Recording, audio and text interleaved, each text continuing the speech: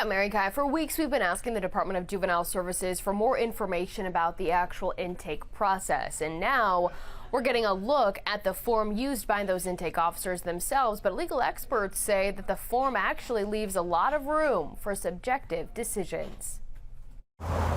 The Department of Juvenile Services remains in the hot seat, specifically questions about the intake process. DJS is the gatekeeper of all that information. Baltimore City State's Attorney Ivan Bates has long been critical of how decisions are made regarding detention or anything else at intake, especially the people who are making those decisions. These are DJS policies. You know, one of the things that without a doubt is frustrating is that within the criminal justice system, the state's attorneys, we're the lawyers.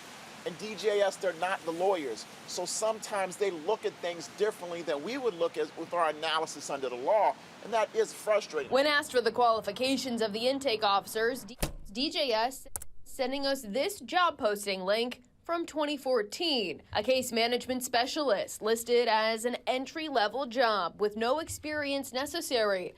The salary range, $33,000 to $53,000 annually. After days of questions to DJS, Fox 45 News obtaining a copy of the Detention Risk Assessment Instrument.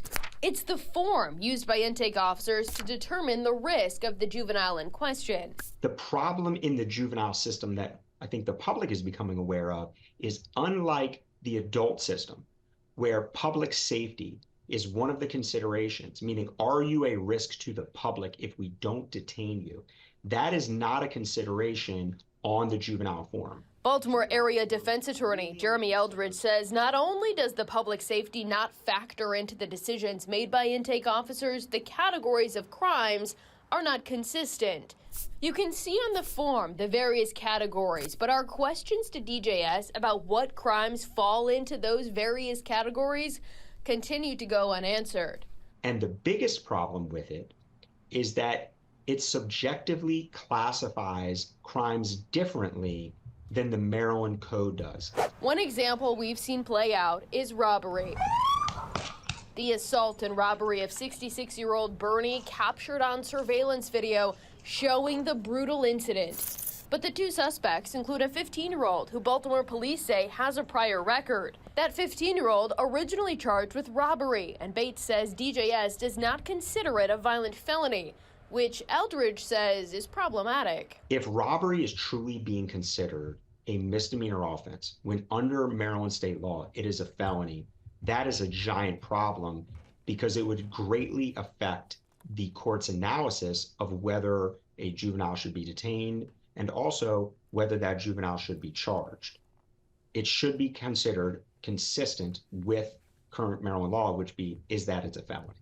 Why do you think that it's not considered a violent felony within DJS right now? Unfortunately, DJS has decided to create their own perspectives, frankly, not unlike Marilyn Mosby used to regarding the legality or lack thereof for marijuana. And DJS just seems to reclassify crimes on their own, which is wildly inconsistent with the current state of Maryland. Some lawmakers tell Fox 45 News they're open to exploring legislative changes. On Fox 45 News In Depth, House Minority Leader Jason Buckles says something needs to give. Well, I think one thing that just from your investigation and reporting of this that is jarring to me that we should really address and we'll begin working up legislation to address is if the Department of Juvenile Justice is saying we don't view robbery as a violent crime, so we don't require detention or additional steps for juveniles charged with robbery. I think that is ridiculous. Again, questions to DJS for a week about whether it will consider robbery a violent crime have gone unanswered. Now, if the Republicans do, in fact, draft legislation and introduce it, it will need Democratic support to see any sort of success. And at this point, it's unclear if that will happen. We're live in the newsroom. Mackenzie Frost, Fox 45 News.